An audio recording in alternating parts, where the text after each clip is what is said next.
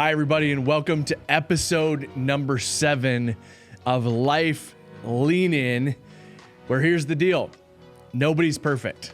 We are all in process, okay? So you don't have to worry about having it all together. We're just going to strive to continue to grow, to learn, and to keep leaning in. Episode number 7, here's what we're talking about. Who are you trying to please? Who are you trying to please? Last week, we got super real and raw about stress and anxiety, even depression. If you missed it, man, I highly recommend that you go back and watch that. And even if you have someone who may struggle with some of those things, I think it'd be great if you shared that with someone else who could really use some help and encouragement in some of those areas. But today, we're diving into the topic, who are you trying to please? And here's where we're going. When you try to please yourself, whether you try to please other people, or whether you're trying to please God, a bunch of things can happen.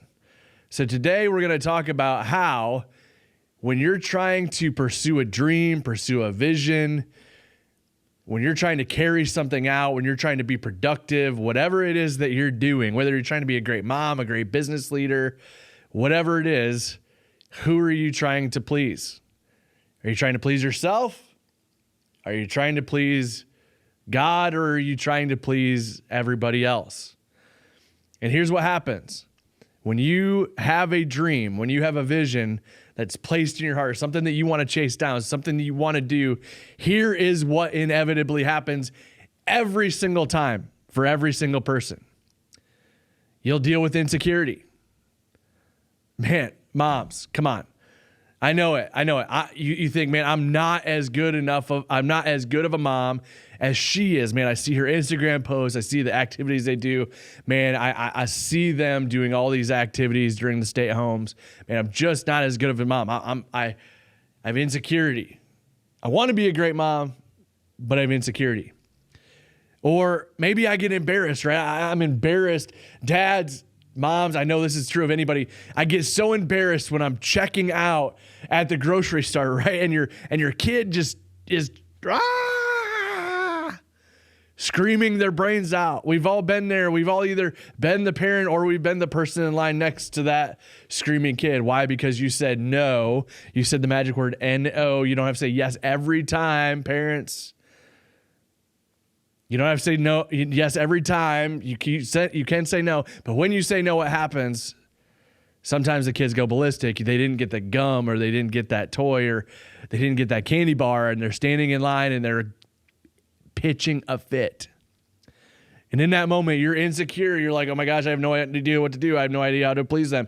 And that perfect woman, that you see on the Instagram feed, moms, right? You see her and she's all put together. Her hair's all done. The makeup's all right. She's this very confident person, and your hair's all in a mess, and your kid's going crazy, and she's looking at you like, can you just seriously shut your kid up?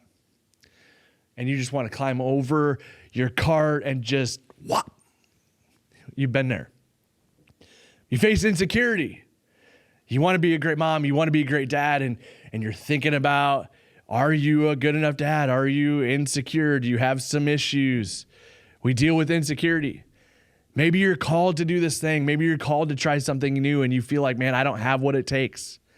I don't know enough about that. Or maybe I don't have the experience. I have insecurity.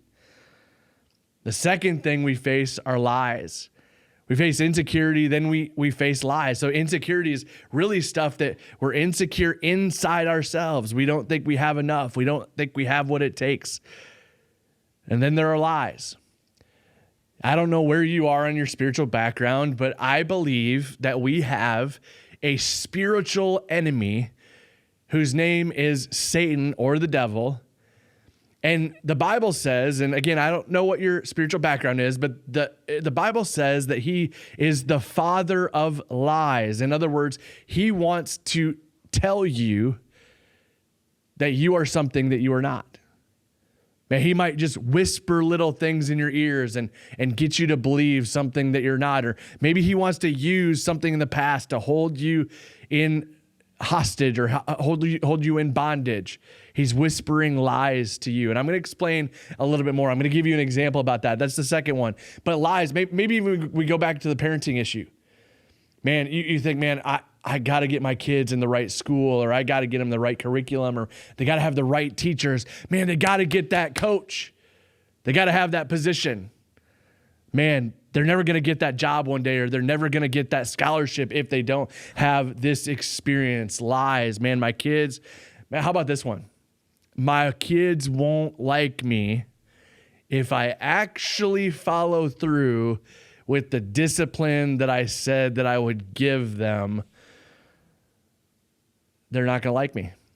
I'm going to discipline them. I'm going to correct them, and then they're not going to like me. And so I get these lies in my head of like, man, I just want to be their friend and not actually a parent.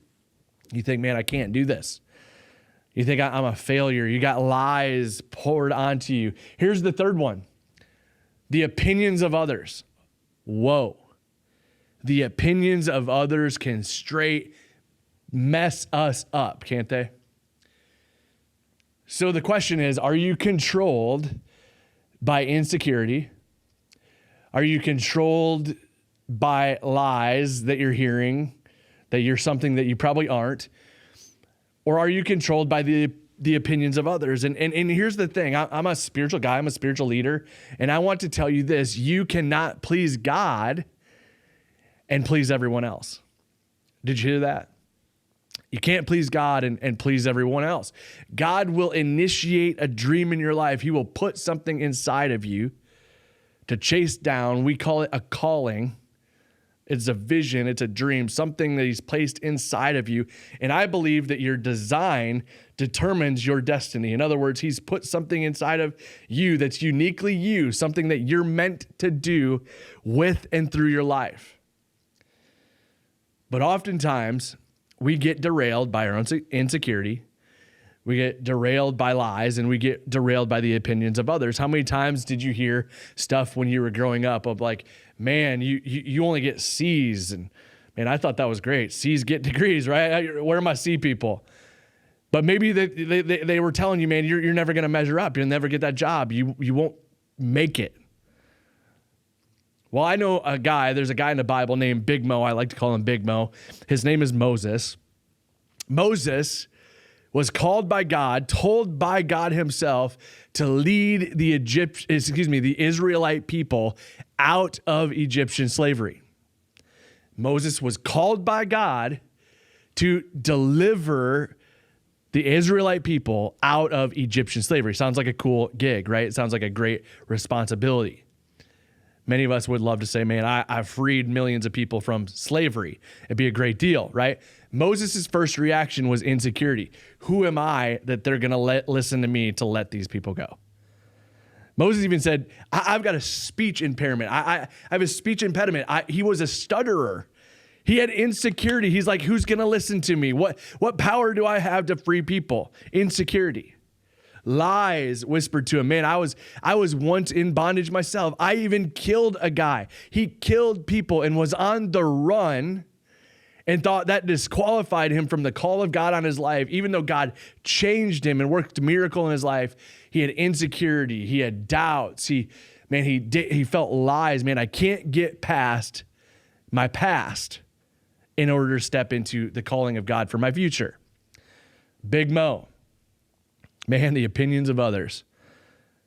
Moses stepped into his calling.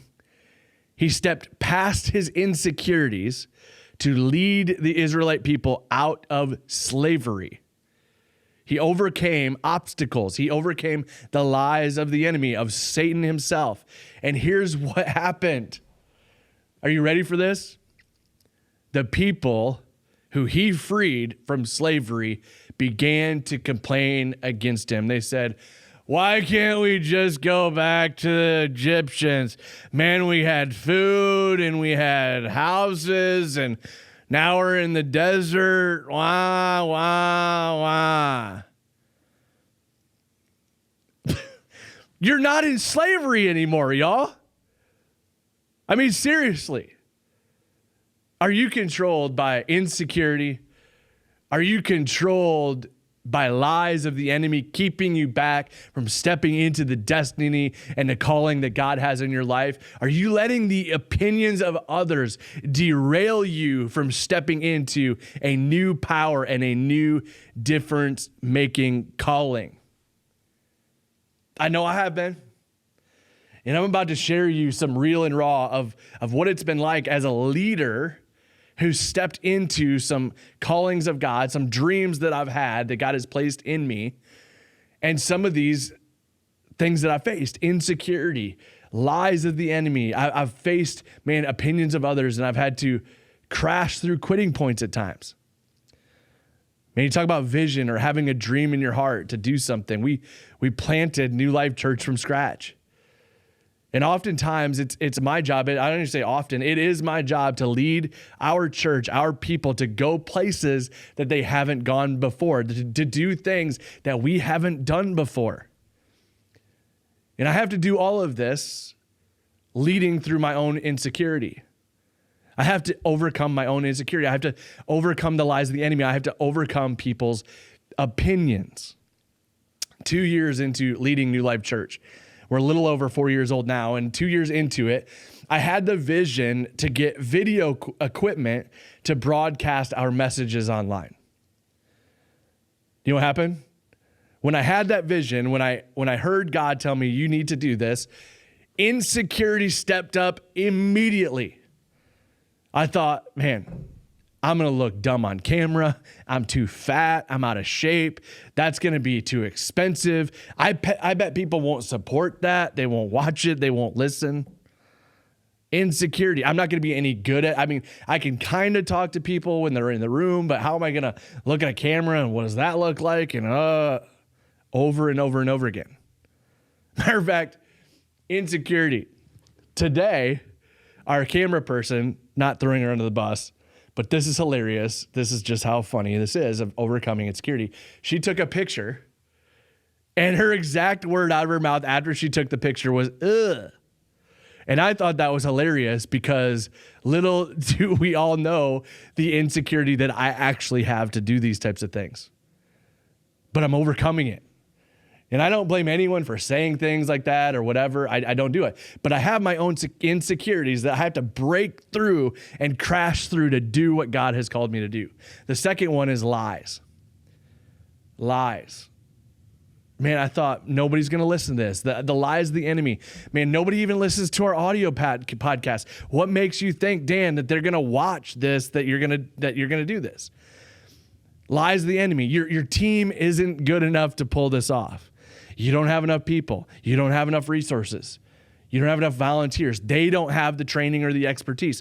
There's so many lies of the enemy that try to derail you from the vision and the dream that God has called you to pursue.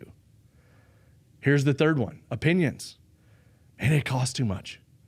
It costs too much. Why can't people just watch you live in the room or whatever? Or maybe here's a question. I've heard this before. Are you just giving people an excuse to watch online and not actually not actually show up? Or maybe this one. This is my personal favorite, and this is what kind of really battles my insecurity is, Pastor, are you just trying to make yourself look good? Are you just trying to look more important? Is this about you, Pastor, or is this about God? Are you trying to help people, or are you trying to make yourself look good? Again, if you only knew the insecurities that I have already run through my own head, you would realize that this is a God thing that I've actually stepped up to do this. Matter of fact, I've shelved even this podcast for years because I've been too nervous about, can I come up with enough content? I don't even know what people want to hear. I don't even know what they need to hear. Will it actually help? I hope it does. Because here's what happens. When God puts a vision in your life, a dream in your heart, something that he wants you to do, you're going to face insecurity. You're going to face lies of the enemy. You're going to have to dive through the opinions of others to continue to chase down that dream. Listen, I've had to crash through my own insecurity. I took risks. I stepped out in faith. I overcame lies. I focused on what God has called us to do as a church. I've listened to opinions. I've listened to people's ideas. I've listened to people's wisdom and knowledge. But I didn't let the opinions of every single person sway me to what God has called us to do. And honestly, if you look back 2 years ago when we had the vision of doing video broadcasting, who would have thought that years later we were more prepared than most churches to continue our mission and even thrive in the midst of global shutdowns and a global pandemic? Last year I had the vision, or maybe even a couple years ago, I had the vision of investing in the school. Our church meets in a school, in a high school. I had the vision of upgrading the sound system in the auditorium. And we would come alongside of the school and we would build and we would put this new sound system to be a blessing to what we do as a church, but a blessing for the school and the students and the community for years and years to come. Can't tell you how many people said you're crazy. That costs too much. Why are we focusing on this? Why can't we do something else? Man, listen to me, you can please God, but you can't please all people. Listen closely. You can please God, but you can't please all people. Now, I wonder, I've had many conversations with other leaders and pastors and in my sphere of influence over the past couple of weeks. And so many of my colleagues, so many of my pastor friends who were in schools, who have planted churches in schools, high schools or whatever, man, they've been kicked out. They've had to move to other facilities. I wonder if we'd still be in the school today had I not listened to the whisper of God saying, dude, invest in this school, invest in this community, invest in these people. Come together, serve them, love them. Don't just be a taker, but be a giver. Man, you want to leave this place better when you leave it than when you found it. You want to make an investment. You want to be a giver and not just a taker. I wonder if being allowed to stay in the school has anything to do with following the call of God to invest when we could have just done other things. We didn't have to invest in a sound system. It helped us. It helped them. And I just wonder, what is it that God's calling you to do? What dream has been placed in your heart? And are you taking steps of faith to overcome your own insecurities, to break through the lies of the enemy saying you can't do it or you're not enough? You can do it. 2021 can be a great year if you crash through and overcome the lies, the insecurities, and even people's opinions of what you are called to do. Thanks for joining us for episode 7. Leave a comment. We'd love to hear from you. Hit the subscribe button and consider sharing this with a friend who may benefit from watching. Remember, you don't have to be perfect. We're all in process. Keep learning, keep growing, and keep leaning in. We'll see you next time.